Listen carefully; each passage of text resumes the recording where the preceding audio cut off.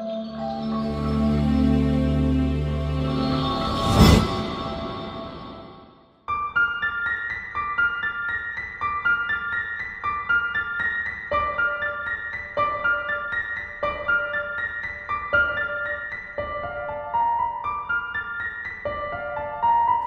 শুনুন আলফ্রেড হিচককের a home away from হোমের বাংলা রূপান্তর।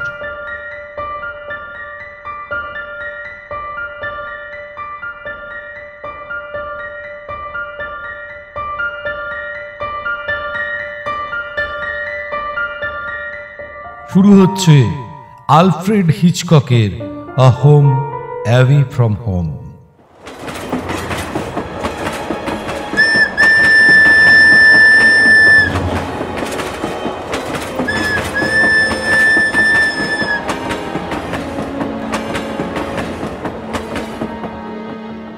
ট্রেনটা অনেক দেরি করেছে। হাই টাওয়ার স্টেশনের প্ল্যাটফর্মে নাতালি একেবারে একা। আজ রাতে এই স্টেশনে আর কোনো গাড়ি থামবে না, স্টেশনও বন্ধ হয়ে গেছে। এখন কি করে নাতালি? কোথায় যায়? স্টেশনের কাছাকাছি কোনো শহর বা বর্ধিষ্ণু গ্রাম নেই, কাজেই এখানে হোটেল বা সরাইখানার আশা করা নিতান্তই দুরাশা। নাতালি আশা করেছিল ডাক্তার কাকা স্টেশনে হাজির থাকবেন। লন্ডন ছাড়বার সময় সে কোন ট্রেনে আসছে তা জানিয়ে কাকাকে একখানা টেলিগ্রাম করেছিল, কিন্তু ট্রেনটা অসম্ভব লেট করবার জন্য উনি হয়তো স্টেশনে এসেও চলে গেছেন। ডাক্তার মানুষ, সবসময় তার ব্যস্ততা, কতক্ষণ আর কাজ ফেলে প্ল্যাটফর্মে ভাইঝির জন্য অপেক্ষা করবেন? কাজের ক্ষতি তো করা যায় না, ডাক্তার কাকাকে দোষ দেওয়া যায় না। অসহায় ভাবে একবার চারপাশে তাকিয়ে দেখল নাতালি। হঠাৎ ওর চোখ দুটো উজ্জ্বল হয়ে উঠল। একটা টেলিফোনের বুথ দেখা যাচ্ছে। হ্যাঁ, তাই তো, টেলিফোনের বুথই তো। ডাক্তার কাকার প্যাডের কাগজে চিঠিটা লেখা হয়েছে।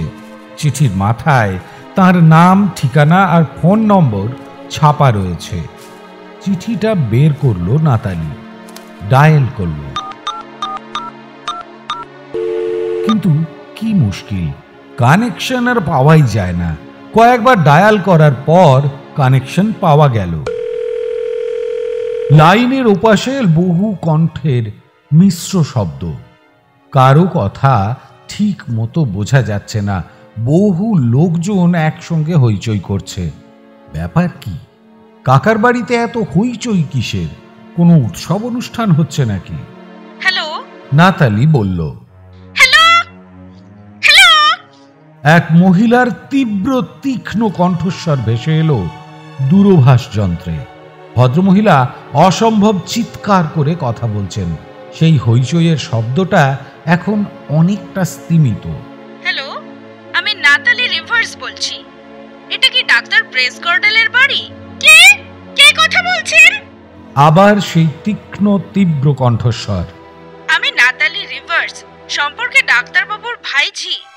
ডাক্তারবাবুর কি? ভাইঝি ভাইঝি। অধৈর্যের সুরে নাতালি বলল। বেশ বেশ, খুব ভালো কথা, খুব ভালো কথা। তা আপনি কি চান? ডাক্তারবাবুর সঙ্গে কথা বলতে চাই। নাতালির কণ্ঠস্বরে বিরক্তিটা আর চাপা রইল না। মহিলাটি কে? এমন উকিলের মতো জেরা করছেন কেন? ঠিক আছে, ডাক্তারকে দিচ্ছি, আপনি একটু ধরুন। ধন্যবাদ। ওপাশের হইচই আবার শোনা যেতে লাগলো। একটু পরেই শোনা গেল এক পুরুষ কণ্ঠ, বেশ ভরাট গলা। ফোনের ভেতরেই কণ্ঠস্বরটা গম গম করে উঠল। ওপাশের হইচই পরিণত হলো কলরবে। হ্যালো, কে কথা বলছে? আমি নাতালি, নাতালি রিভার্স বলছি। নাতালি? ও, নাতালি বলছো? আমি ডক্টর ব্রেসগার্ডেল বলছি। তুমি এসে পড়েছো? এই যে ভাবতেই পারিনি। আমি খুশি হয়েছি, খুশি হয়েছি, সত্যি বলছি, খুব খুশি হয়েছি। ভাবতে পারোনি কেন? আমি তো লন্ডন ছেড়ে আসবার আগে আসছি বলে টেলিগ্রাম করেছিলাম। তুমি কি আমার টেলিগ্রাম পাওনি? না মানে, আরে আসলে এসব অঞ্চলে এসব টেলিফোন টেলিগ্রামের ব্যবস্থাটা খুব একটা সুবিধাজনক নয়। তোমার কোনো টেলিগ্রাম আমি পাইনি, বুঝলে। একটু হাসলেন ডাক্তার। যাক সে কথা, তুমি কোথা থেকে ফোন করছো? হাই টাওয়ার স্টেশন থেকে। ইস, সে একেবারে উল্টো দিকে হয়ে গেল। উল্টো দিকে? কি বলছো তুমি? হ্যাঁ, পিটারবি থেকে উল্টো দিকে তো বটেই। একটু আগে পিটারবি থেকে একটা কল এসেছে। ওরা বলল রোগীর অ্যাপেন্ডিক্স সম্বন্ধে কি যেন সব ট্রাবল দেখা দিয়েছে। হয়তো গিয়ে দেখবো ব্যাপারটা সাধারণ পেটের গন্ডগোল ছাড়া কিছুই নয়। আমি তো এক্ষুনি পিটারবিতে যাব বলে কথা দিয়ে ফেলেছি। তুমি নাকি বিশেষজ্ঞ? এখনো লোকে সাধারণ চিকিৎসার জন্য তোমার মতো স্পেশালিস্টকে ডাকে। একথা বললেই হলো? আরে রোগী নাকি খুব কষ্ট পাচ্ছে, আবার এ অঞ্চলে চিকিৎসকও বেশি নেই। কাজেই জুতো সেলাই থেকে চণ্ডীপাঠ সবই করতে হয়। অবশ্য রোগটোগও এ অঞ্চলে তেমন নেই। হাসতে আরম্ভ করে নিজেকে সামলে নিলেন ডাক্তার। তারপর আবার বললেন, তুমি তো স্টেশনে অপেক্ষা করছো। হ্যাঁ। শোনো, আর একটু অপেক্ষা করো। আমি এক্ষুনি মিস প্লুমারকে পাঠাচ্ছি। তিনি গাড়িতে করে তোমাকে নিয়ে আসবেন। তোমার সঙ্গে কি অনেক মালপত্র আছে? না না, আমার সঙ্গে কেবল একটা ব্যাগ আছে। আর সব মালপত্র? সেগুলো তো বোটে আসছে। বোটে? হ্যাঁ, তোমাকে তো চিঠি লিখে জানিয়েছি। তাই নাকি? তুমি জানিয়েছো বুঝি? হ্যাঁ, তুমি নিশ্চয়ই জানিয়েছো। হ্যাঁ শোনো, মিস প্লুমারকে এক্ষুনি পাঠাচ্ছি। তুমি কোথায় থাকবে? প্ল্যাটফর্মের সামনেই থাকবো। বেশ, আমার এখানে আবার একটা পার্টি চলছে। এই ছোটখাটো একটা ঘরোয়া পার্টির মতো। একটু হেসে ডাক্তার বললেন, আমি গেলে পার্টির লোকেরা আবার বিব্রত হয়ে পড়বে না তো? বিব্রত হবে কেন? কেননা তুমি অথবা নিমন্ত্রিতেরা কেউ তো আমার উপস্থিতির কথা ভাবতে পারোনি। আর তাছাড়া নিমন্ত্রিতরা একটু পরেই চলে যাবেন। নাতালি, মিস প্লুমার এক্ষুনি বেরিয়ে যাবেন। তুমি তার জন্য একটু অপেক্ষা করো, বেশি দেরি হবে না। আবার হাসলেন ডাক্তার। ওর হাসির ধরনটা একই রকমের। ওপাশে ফোন রেখে দেওয়া হলো। ফোন বুথ থেকে বেরিয়ে এলো নাতালি। প্ল্যাটফর্মে পায়চারি করতে লাগলো।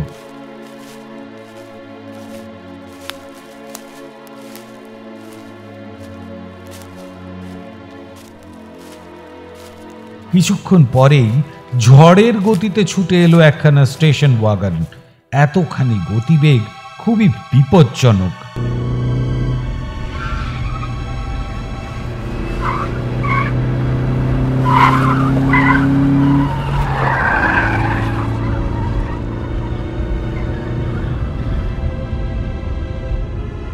থামলো গাড়িটা। ঝপ করে গাড়ি থেকে এক মহিলা নেমে এলেন। লম্বা, রোগা চেহারা। মহিলার পরনে কোঁচকানো সাদা পোশাক। তার চুল ধূসর রঙের। হাত তুলে নাতালিকে ডেকে মহিলা বললেন, আসুন আসুন, তাড়াতাড়ি আসুন, আমার আবার একদম সময় নেই। নাতালি এগিয়ে গেল স্টেশন ওয়াগনটার দিকে। কাছে আসতে আসতেই ভদ্রমহিলা অস্বাভাবিক ক্ষিপ্রতার সঙ্গে নাতালির ব্যাগটা বলতে গেলে তার কাছ থেকে একরকম কেড়েই নিলেন। এটা আমি গাড়ির পেছনেই রাখছি।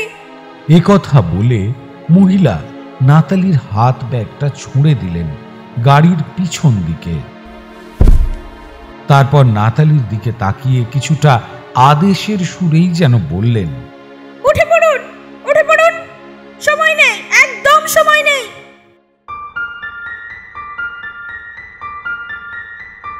আমরা এবার হুশ করে ডাক্তারবাবুর বাড়ি চলে যাব।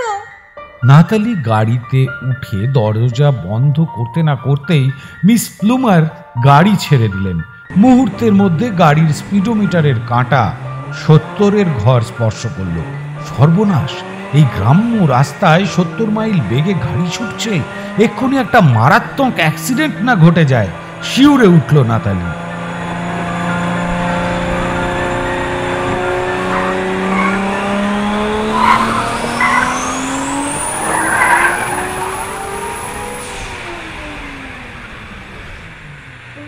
মিস প্লুমার তা লক্ষ্য করে বললেন, ভয় পাবেন না, খুবই দুঃখিত যে এত জোরে আমাকে গাড়ি চালাতে হচ্ছে, কিন্তু কি করব বলুন?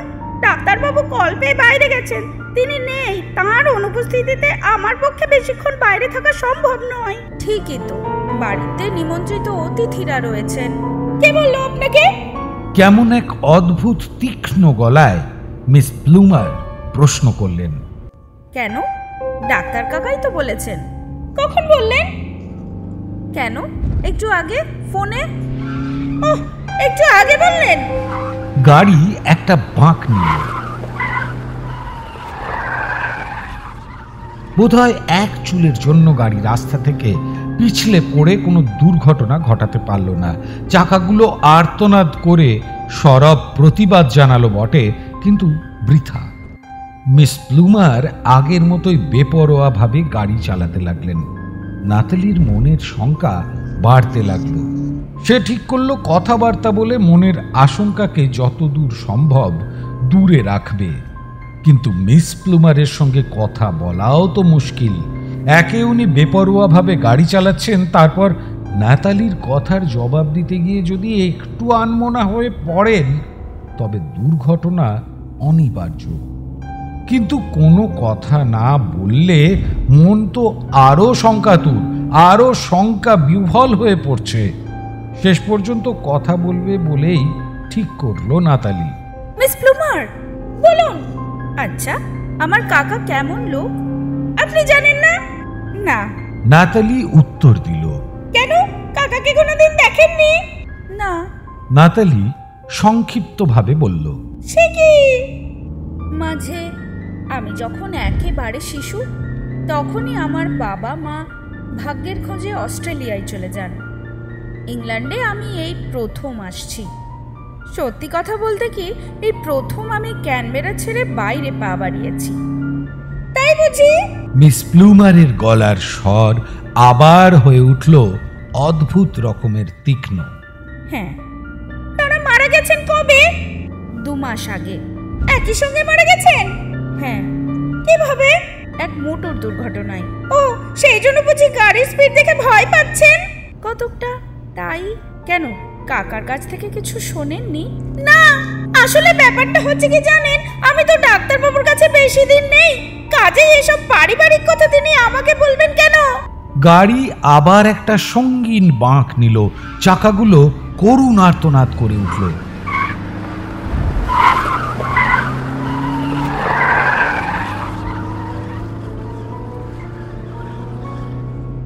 মোটর দুর্ঘটনার কথা বললেন, তাই তো?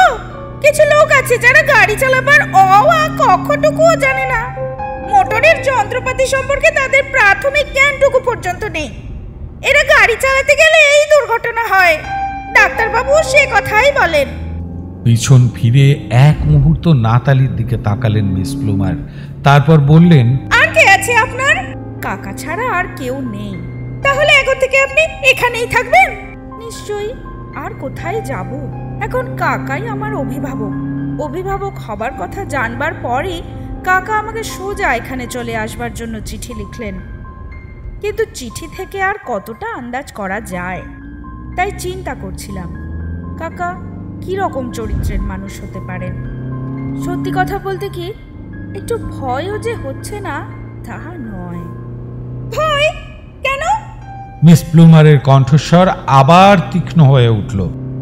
কাকা একজন নামজাদা মানসিক রোগের চিকিৎসক। আজ পর্যন্ত কোনো মনোরোগ বিশেষজ্ঞের সঙ্গে আমার পরিচয় হয়নি। পরিচয় হয়নি বুঝি? আমি অনেক মনোরোগের ডাক্তার দেখেছি। আমার মতে আপনার কাকা এ লাইনের সব চাইতে বড় ডাক্তার। রোগীদের ওপর তার খুব সহানুভূতি ও সমবেদনা। রোগীদের অনেক আবদার আর উৎপাতের সঙ্গে তিনি নিজেকে সুন্দরভাবে মানিয়ে নিতে পারেন। কাকার নাকি খুব ভালো পসার। হবেই তো, উনি একজন নামী চিকিৎসক। তাছাড়া মানসিক রোগীরও তো কোনো অভাব নেই। বিশেষ করে হাল আমলে বড় লোকদের তো ঘরে ঘরে মানসিক রোগী। আপনার কাকা বেশ টাকা পয়সা করে ফেলেছেন, বাড়ি গাড়ি চাকর বাকর কোনোটাই কোনো অভাব নেই। আরে আপনি তো কাকার বাড়িতে থাকতেই যাচ্ছেন, নিজের চোখেই দেখবেন সবকিছু। আর একটা মারাত্মক বাঁক নিল গাড়িটা। এবার সামনেই দেখা গেল একটা বিরাট বাগান বাড়ি ধরনের বাড়ি। বাড়ির সদর দরজা রাস্তার পাশে, সদর দরজা থেকে অনেকটা দূরে মূল বাড়িটা। বাড়ির চারপাশে অনেকটা জায়গা, সেসব জায়গায় নানা রকম গাছ গাছালি আর ফুলের বাগান। গোটা জায়গাটাই পাঁচিল দিয়ে ঘেরা। সদর দরজা দিয়ে ভেতরে ঢুকলো গাড়িটা, তারপর বাঁধানো পথ ধরে গাড়ি বারান্দার দিকে এগিয়ে চলল স্টেশন ওয়াগন। না, আমার খুব খারাপ লাগছে। আপন মনেই বলে উঠল নাতালি। কেন খারাপ লাগছে কেন? মানে বাড়িতে নিমন্ত্রিত অতিথিরা রয়েছেন, আর এতখানি পথ আসতে গিয়ে আমার পোশাক পরিচ্ছদের যা হাল হয়েছে। ও এই কথা। হো হো করে কেমন যেন অস্বাভাবিকভাবে হেসে উঠলেন মিস প্লুমার। তারপর হাসি সামলে কেমন এক অদ্ভুত গলায় বললেন, ও ব্যাপার নিয়ে একেবারেই মাথা ঘামাবেন না। আমাদের এখানে কোনো লোকের লৌকিকতার ব্যাপারই নেই। ডাক্তারবাবু এ কথাটা বারবার বলে থাকেন। আমি যখন প্রথম এলাম তখন আমাকেও বলেছিলেন এই কথা। বলেছিলেন এ হলো বাড়ি থেকে দূরে আর একখানা বাড়ি, আ হোম অ্যাওয়ে ফ্রম হোম।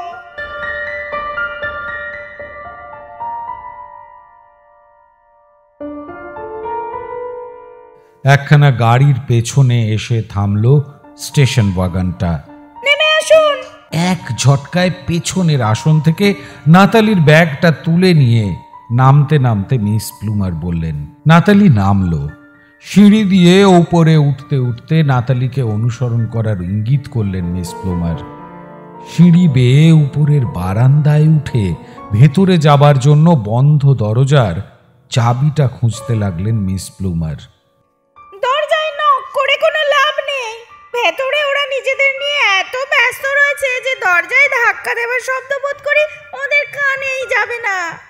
টেলিফোনের মধ্য দিয়ে যে হইচই আর গুঞ্জনের শব্দ ভেসে আসছিল তা এখন প্রবল হয়ে উঠেছে। সামনের একখানা ঘর থেকে আসছে হট্টগোলের শব্দ। মিস প্লুমার ভেজানো দরজা খুলে ঘরের মধ্যে ঢুকলেন। নাতালি দাঁড়িয়ে রইল বাইরে। মিস প্লুমার খোলা দরজার পথে মুখ বের করে বললেন, এ কি, বাইরে দাঁড়িয়ে রইলেন কেন? আসুন, ভেতরে আসুন। কিন্তু আমি এভাবে। দ্বিধাগ্রস্ত ভাবে নাতালি বলল, আপনি এত ইতস্তত করছেন কেন? বলেছি তো এখানে কোনো লোকলৌকিকতার বালাই নেই। ভেতরে এলো নাতালি। মিস প্লুমার দরজা বন্ধ করে দিলেন। ভেতরে উজ্জ্বল আলো। চোখ ধাঁধিয়ে গেল নাতালির। একটু ধাতস্থ হয়ে সে দেখল যে একটা লম্বা বারান্দায় এসে দাঁড়িয়েছে। সামনে একটা সিঁড়ি উঠে গেছে। সিঁড়ি আর দেওয়ালের মাঝখানের ফাঁকটায় একটা টেবিল আর একটা গদি মোড়া চেয়ার। নাতালির বাঁ দিকে কারুকার্য করা একটা দরজা। দরজার রং ঘন। দরজার ওপাশের ঘরখানা নিশ্চয়ই ডাক্তার কাকার ব্যক্তিগত চেম্বার। তার নাম লেখা একটা ছোট্ট পেতলের নেম প্লেটও লাগানো রয়েছে দরজায়।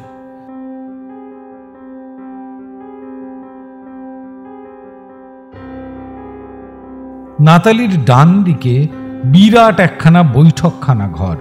সে ঘরের জানালাগুলো বন্ধ। ভারী পর্দা ঝুলছে জানালা থেকে। ও ঘর থেকেই ভেসে আসছে কলকোলাহল। পার্টি এখন চলছে পুরো দমে। সিঁড়ির দিকে যেতে যেতে বৈঠকখানার দিকে একবার না তাকিয়ে পারল না নাতালি। ভেতরে একটা বিরাট টেবিল। নিমন্ত্রিতরা টেবিলটাকে কেন্দ্র করে চলাফেরা করছেন, অঙ্গভঙ্গি করছেন। টেবিলটার উপরে নানা রকম পানীয় ভরা অনেকগুলি বোতল। হঠাৎ একটা হাসির রোল উঠল। কোনো একজন অতিথি ডাক্তারের আতিথেয়তা সম্পর্কে একটু তির্যক মন্তব্য প্রকাশ করছেন, আর সেই জন্যেই এই হাসির রোল। যাতে ওদের নজরে না পড়তে হয় সেই জন্য তাড়াতাড়ি জায়গাটা পার হয়ে এলো নাতালি। মিস প্লুমার ব্যাগটা নিয়ে ওর পিছু পিছু আসছেন কিনা দেখবার জন্য নাতালি পেছন ফিরে তাকালো। দেখলো মিস প্লুমার আসছেন ঠিকই, কিন্তু তাঁর হাতে ওর ব্যাগটা নেই। মিস প্লুমারের দুটো হাতই খালি। সিঁড়ির গোড়ায় পৌঁছে গেল নাতালি। আপনি কি এখনই ওপরে যেতে চাইছেন? হ্যাঁ। মাথা নেড়ে মিস প্লুমার বললেন, না না, আগে এখানকার সকলের সঙ্গে আলাপ পরিচয়ের পর্বটা সেরে নিন। আমার শরীর আর পোশাক পরিচ্ছদের যা অবস্থা, ভাবছি আগে একটু স্নান করে পোশাকটা পাল্টে নেব। কিন্তু আপনার ঘরও তো ঠিকঠাক করা হয়নি। ডাক্তারবাবু তো আপনার আসবার কথা আমাকে বলেননি। আগে বললে সব ঠিকঠাক করে রাখতাম। আপনি একটু অপেক্ষা করুন, আমি আপনার জন্য একখানা ঘর ঠিক করে আসছি। এক্ষুনি তার দরকার হবে না, আপাতত একটু হাত মুখ ধুয়ে ফেলতে পারলেই হতো। ডাক্তারবাবুর ফিরে আসবার সময় হলো, যে কোনো মুহূর্তেই উনি এসে পড়তে পারেন। আপনি ডাক্তারবাবুর জন্য একটু অপেক্ষা করুন। আচম্বিতে নাতালির বাহু চেপে ধরলেন মিস প্লুমার। তারপর ওকে টেনে নিয়ে এলেন বৈঠকখানা ঘরে। এই যে আপনাদের সঙ্গে এই নবাগতার পরিচয় করিয়ে দিই, ইনি হলেন ডাক্তার প্রেসগার্ডেলের ভাইঝি, মিস নাতালি রিভার্স। উনি অস্ট্রেলিয়া থেকে আসছেন। ঘরের প্রচণ্ড গণ্ডগোলে মিস প্লুমারের কণ্ঠস্বর প্রায় চাপা পড়ে গিয়েছিল। তবু কয়েকজন আমন্ত্রিত নাতালির দিকে তাকালো। বেঁটে মোটা হাসি খুশি এক ভদ্রলোক হাতের অর্ধেক শূন্য গ্লাসটা নেড়ে নাতালিকে অভিনন্দন জানিয়ে বললেন, কি বললেন? উনি অস্ট্রেলিয়া থেকে আসছেন? তাহলে তো বহুদূর থেকে আসছেন উনি। পৃথিবীর এক প্রান্ত থেকে আর এক প্রান্ত পর্যন্ত পাড়ি দিয়ে এসেছেন উনি। ওর এখন নিশ্চয়ই খুব তেষ্টা পেয়েছে। আচ্ছা ঠিক আছে, আমার পানীয়টা উনি নিন, আমি বরং আর একটা পানীয় নিচ্ছি। নাতালির দিকে পান পাত্রটা বাড়িয়ে দিলেন ভদ্রলোক। নাতালি কোনো উত্তর দেবার আগেই ভদ্রলোক ভিড়ের মধ্যে মিশে গেলেন। নাতালির আর তাকে ধন্যবাদ জানানোর সুযোগ হলো না। উনি হলেন মেজর হ্যামিল্টন। ফিসফিস করে বললেন মিস প্লুমার। মেজর সাহেব খুবই ভালো লোক, বেশি পান করে এখন একটু মাতাল হয়ে পড়েছেন। মিস প্লুমার চলে গেলেন অন্যদিকে। মেজরের দেওয়া গ্লাসটার দিকে তাকালো নাতালি। গ্লাসের মধ্যে এখনো অনেকটা পানীয় রয়েছে। এটাকে এখন কোথায় সরিয়ে রাখে নাতালি? এদিক ওদিক তাকাতে লাগলো। আপনি অনুমতি দিলে আমি এটা নিতে পারি। দীর্ঘদেহী এক ভদ্রলোক এগিয়ে এসে নাতালির হাত থেকে পানীয়ের পাত্রটা নিয়ে গেলেন। ভদ্রলোককে একজন বিশিষ্ট ব্যক্তি বলেই মনে হলো নাতালির। ভদ্রলোকের গোঁফের রং কুচকুচে কালো, কিন্তু ওর মাথার চুল ধূসর রঙের। ধন্যবাদ। আরে না না, এতে আর ধন্যবাদ জানাবার কি আছে? কিন্তু আপনি মেজর সাহেবের আচরণে কিছু মনে করবেন না, ওকে ক্ষমা করে দেবেন। মেজর সাহেব মানুষ হিসেবে কিন্তু খুব ভালো, আর আমরা এখানে অত লোকলৌকিকতার ধার ধারি না। হঠাৎ ভদ্রলোক তাকালেন ঘরের একদিকে। নাতালিও ওর দৃষ্টি অনুসরণ করে তাকালো। একজন মহিলা অনর্গল কথা চালিয়ে যাচ্ছেন তিনজন ভদ্রলোকের সঙ্গে। ভদ্রলোক তিনজন মাঝে মাঝে হেসে উঠছেন। ধূসর কেশ ভদ্রলোক বলতে লাগলেন, আজকের এই পার্টিটাকে একটা বিদায় অনুষ্ঠানও বলতে পারেন। যাদের দেখছেন তারা। এই যে আপনি এখানেই রয়েছেন দেখছি। ঘুরতে ঘুরতে মেজর হ্যামিল্টন আবার এসে পড়লেন নাতালির পাশে। মেজর সাহেবের হাতে পানীয় ভরা নতুন পানপাত্র, লালচে মুখে হাসি। আবার ফিরে এলাম, ঠিক যেন বুমেরাঙের মতো। কেমন, ঠিক বলছি কিনা? নিজের রসিকতায় নিজেই হো হো করে হেসে উঠলেন মেজর। একেবারে প্রাণ খোলা হাসি। তারপর হাসি থামলে বললেন, আপনি তো অস্ট্রেলিয়া থেকে আসছেন তাই না? হ্যাঁ। নাতালি সংক্ষিপ্ত উত্তর দিল, আপনাদের অস্ট্রেলিয়াতেই তো বুমেরাঙের চল রয়েছে, ঠিক বলছি তো? হ্যাঁ। গ্যালিপলিতে আমি অনেক অস্ট্রেলিয়ান দেখেছিলাম, কিন্তু সে হলো অনেক দিন আগের কথা, তখন বোধহয় আপনার জন্মও হয়নি। কি সব বলছেন মেজর? নাতালির দিকে তাকিয়ে হাসলেন দীর্ঘদেহী ভদ্রলোক। কেন কে জানে লোকটিকে যেন কেমন পরিচিত বলে মনে হচ্ছে নাতালির। কিন্তু ওকে আর কোথায় দেখেছে নাতালি? সবে তো সে অস্ট্রেলিয়া থেকে এদেশে এলো। এদেশের কোনো লোকই তার পরিচিত নয়। ভদ্রলোকটির মধ্যে কেমন যেন একটা নির্ভরযোগ্যতার গুণ খুঁজে পাচ্ছে নাতালি, কিন্তু লোকটিকে পরিচিত বলে মনে হচ্ছে কেন? নাতালির মনের মধ্যে এই প্রশ্নটা বারবার উকি মারতে থাকে। হঠাৎ নাতালির চিন্তার জাল কেটে গেল। দেখল মেজরের হাত থেকে ভদ্রলোকটি পান পাত্রটি কেড়ে নিচ্ছেন। এগি মানে আরেক পাত্র, আরেক পাত্র। মেজর আকুলি বিকুলি করতে লাগলেন। অনেক খেয়ে ফেলেছেন মেজর, আর নয়। তাছাড়া একটু পরেই তো যেতে হবে, সময় তো হয়ে এলো। তবে পথে খাওয়ার জন্য এক পাত্র। হাত নেড়ে আবেদন করলেন মেজর। আর সবাই তো এখনো খেয়েই যাচ্ছে। ধূসর কেশ ভদ্রলোকের কাছ থেকে নিজের পানপাত্রটা ছিনিয়ে নেবার জন্য হঠাৎ একটা ঝাঁপ দিলেন উনি। কিন্তু ভদ্রলোকও কম সতর্ক নন। কৌশলে মেজরকে এড়িয়ে গেলেন তিনি। নাতালির দিকে তাকিয়ে একটু হাসলেন ভদ্রলোক। তারপর মেজরকে টেনে নিয়ে গেলেন ঘরের এক পাশে। আস্তে আস্তে মেজরকে কি যেন বোঝাতে লাগলেন তিনি। মেজর অসম্ভব জোরে ঘাড় নাড়তে লাগলেন। না, মেজর সাহেব আর স্বাভাবিক নেই, উনি মাতাল হয়ে গিয়েছেন। ঘরের চারপাশে তাকালো নাতালি। পিয়ানোর সামনে টুলের ওপর এক ভদ্রমহিলা একলা বসে আছেন। মহিলা বেশ বয়স্কা। তিনি নিষ্পলক চোখে এক দৃষ্টিতে তাকিয়ে আছেন নাতালির দিকে। বোধহয় উনি ছাড়া আর কেউই বিশেষ করে নাতালির কথা ভাবছে না। অতিথিদের মধ্যে মেজর আর ধূসর কেশ ভদ্রলোক ছাড়া নাতালিকে কেউ কোনো আমলই দেয়নি। ভদ্রমহিলাকে ওর দিকে এক দৃষ্টে তাকিয়ে থাকতে দেখে নাতালির মনে হলো সে যেন এই পার্টিতে অনধিকার প্রবেশ করেছে। চোখ ফিরিয়ে নিল নাতালি।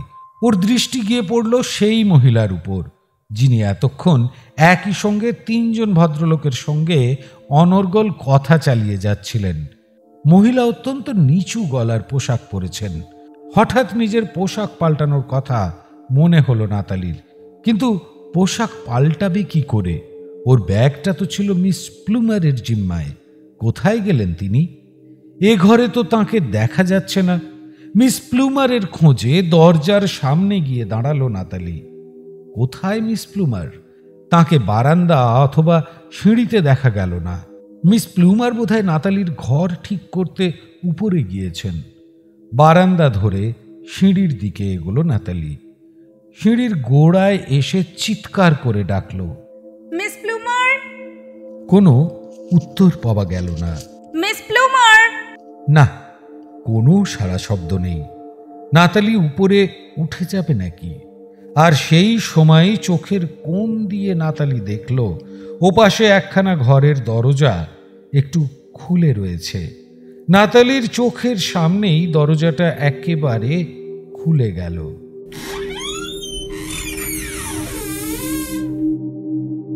পিছু হেঁটে ঘর থেকে বেরিয়ে এলেন মিস প্লুমার। তার হাতে একখানা বেশ বড় সড়ো কাঁচি।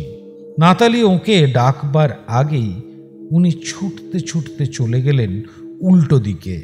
মিস প্লুমারকে অনুসরণ করে নাতালি এসে পড়ল একটা খোলা দরজার সামনে। এটা নিশ্চয়ই কাকার ব্যক্তিগত চেম্বার। বাড়িতে ঢুকে এই ঘরটা বন্ধ দেখেছিল নাতালি। এখন কে খুলল ঘরটা? নিশ্চয়ই মিস প্লুমার। কাকা বোধহয় এক্ষুনি এসে পড়বেন, এসে বসবেন এ ঘরে, তাই ঘরটা খোলা হলো। নাকি নাতালির বসবার জন্যই ঘরটা খোলা হলো? বিস্মিত দৃষ্টিতে নাতালি তাকিয়ে রইল কাকার চেম্বারের দিকে।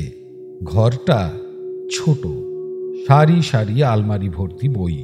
আসবাবপত্রগুলো চামড়ায় ঢাকা। দেখে মনে হয় ওগুলো বেশ শক্তপোক্ত। কিন্তু অবাক করা কাণ্ড, সব আসবাবই বইয়ের আলমারিগুলোর কাছে জড়ো করে রাখা হয়েছে। রোগীদের বসবার আসবাবটা রয়েছে দেওয়ালের কাছে এক কোণে, তার সামনেই বিরাট একটা টেবিল। টেবিলটা তৈরি করা হয়েছে দামি মেহগিনি কাঠ দিয়ে। বিশাল টেবিলটার উপর একমাত্র টেলিফোন যন্ত্রটা ছাড়া আর কিছুই নেই। ফোনটা থেকে বাদামি রঙের তারের একটা ফাঁস সর্পিল গতিতে এঁকে বেঁকে বেরিয়ে এসেছে, ঝুলছে অদ্ভুতভাবে।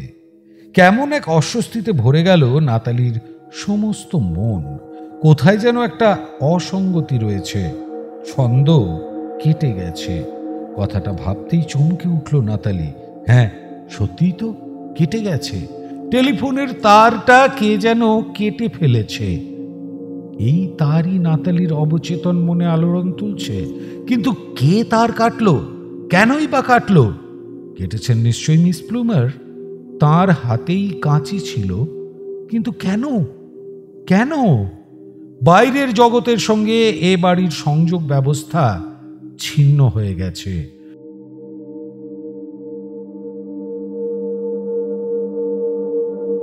মুখ ফিরিয়ে নাতালি দেখল যে ধূসর কেশ দীর্ঘদেহী ভদ্রলোকটি ঘরের দরজা পেরিয়ে ওর পেছনে এসে দাঁড়িয়েছে। ফোনটা আর লাগবে না, ওটার প্রয়োজনীয়তা ফুরিয়ে গেছে। নাতালির মনের প্রশ্নটার কথা আন্দাজ করেই যেন ভদ্রলোক বললেন, আমি তো আগেই বলেছিলাম এটা হলো একটা বিদায় অনুষ্ঠান। ভদ্রলোক হাসলেন। এইবার নাতালি বুঝতে পারল কেন ভদ্রলোককে ওর পরিচিত মনে হচ্ছিল। স্টেশন থেকে ফোনে কথা বলবার সময় এই হাসির শব্দটাই শুনতে পেয়েছিল নাতালি।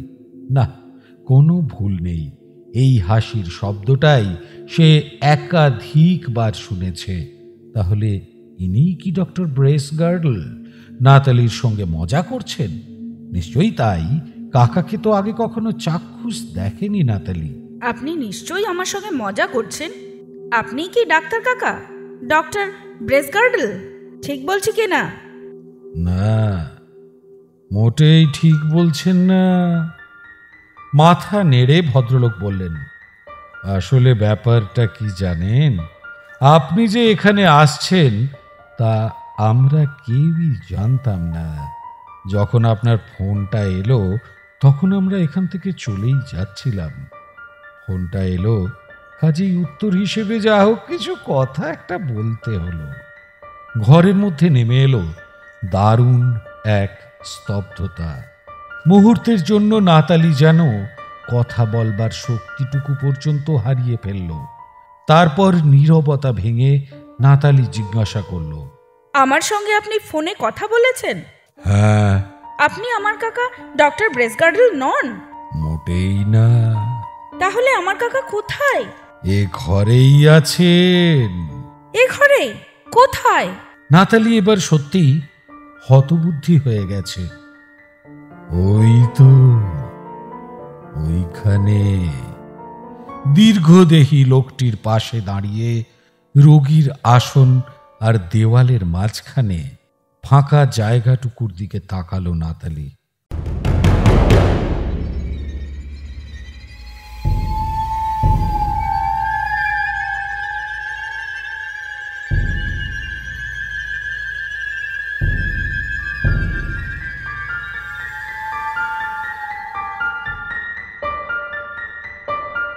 উহ, কি বিভৎস দৃশ্য! এক পলকের বেশি তাকানো যায় না ওদিকে। মুখ ঘুরিয়ে নিল নাতালি। হ্যাঁ, ব্যাপারটা খুবই খারাপ, অত্যন্ত জঘন্য, সে বিষয়ে কোনো সন্দেহ নেই। মাথা নেড়ে দীর্ঘদেহী ধূসর কেশ মানুষটি বলতে লাগলেন, এমন হঠাৎ ঘটে গেল ব্যাপারটা, মানে সে সুযোগটাও এসে গেল আচমকা। এসব চুকে বুকে যেতেও বেশিক্ষণ লাগলো না। তারপর ওরা শুরু করলো পার্টি, মদ খেতে লাগলো। তাই তো আমাদের এতখানি দেরি হয়ে গেল, না হলে আমরা কখন চলে যেতাম এখান থেকে। ভদ্রলোক দীর্ঘ নিঃশ্বাস ত্যাগ করলেন। লোকটির ভরাট কণ্ঠস্বর ঘরের মধ্যে গম গম করছিল। ঘরের দেওয়ালে ধাক্কা খেয়ে সেই স্বর প্রতিধ্বনি তুলছিল। পার্টির কলকোলাহল শেষ। বৈঠকখানার সবাই এখন এ ঘরের দৌড় গোড়ায় এসে দাঁড়িয়েছেন। ওরা সবাই স্থির দৃষ্টিতে নাতালিকে দেখছে। হ্যাঁ, দেখছে দেখছে দেখছে তীব্র দৃষ্টিতে তাকিয়ে আছে নাতালির দিকে। ওদের চোখগুলো ঝকঝক করছে। দলের ভেতর থেকে মিস প্লুমার ছুটে এলেন নাতালির কাছে। ওর কোচকানো সাদা পোশাকের উপর জড়ানো রয়েছে একখানা পশুলোমের চাদর। পোশাকের সঙ্গে চাদরখানা মোটেই মানানসই হয়নি। মিস প্লুমার হাঁপাচ্ছেন। হাঁপাতে হাঁপাতেই উনি বললেন, পেয়েছেন? আপনার কাকাকে খুঁজে পেয়েছেন? কি কাণ্ড, কি কাণ্ড! মাথা নেড়ে সামনের দিকে এগিয়ে এলো নাতালি। বিহ্বল গলায় বলল, এই যে ভয়ঙ্কর কাণ্ড! আপনাকে একটা কিছু করতেই হবে, একটা ব্যবস্থা নিতে হবে। ইস, তবু তো এখনো আপনি অন্য লোকেদের দেখেননি। আমি আপনার ডাক্তার কাকার সহকারীদের আর অন্য কর্মচারীদের কথা বলছি। তারা রয়েছে দোতলায়। উহ, কি ভয়ঙ্কর বিভৎস দৃশ্য! একজনকে দেখেই আপনার এই অবস্থা। অতজনের দেহ দেখলে তো আপনি ভয়েই ভিড়মি খেতেন।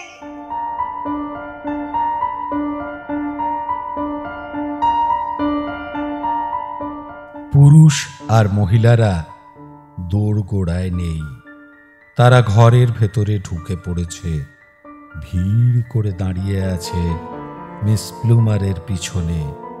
সবাই চুপচাপ, একটি কথাও বলছে না কেউ। কিন্তু প্রত্যেক নরনারীর স্থির দৃষ্টি নাতালির দিকে। ওদের ঝকঝকে চোখের পলকটি পর্যন্ত যেন পড়ছে না। কিন্তু এ তো পাগলের কাণ্ড। বদ্ধ উন্মাদ ছাড়া এরকম বিভৎস আর ভয়ঙ্কর কাজ কেউ করতে পারে? এমন কাজ যে করেছে তারা তো পাগলাগারদে থাকার কথা। যদি সে এখনো বাইরে থেকে থাকে তবে তাকে এক্ষুনি পাগলাগারদে পাঠাবার ব্যবস্থা করতে হবে। ক্ষিপ্র হাতে ঘরের দরজাটা বন্ধ করে দিলেন মিস প্লুমার। চাবি লাগিয়ে দিলেন দরজার তালায়। নির্বাক নরনারীর দলটা এগিয়ে আসতে লাগলো। নাতালির বিস্ময় আর আতঙ্ক ভরা মুখের দিকে তাকিয়ে অদ্ভুতভাবে হাসলেন মিস প্লুমার। বললেন, এটাকেই তো লোকে পাগলাগারদ বলে, আর আমাদের বলে। নির্বাক নরনারীর দলটা ধীর গতিতে এগিয়ে আসছে, আরো এগিয়ে আসছে, এগিয়ে আসছে নাতালি রিভার্সের দিকে।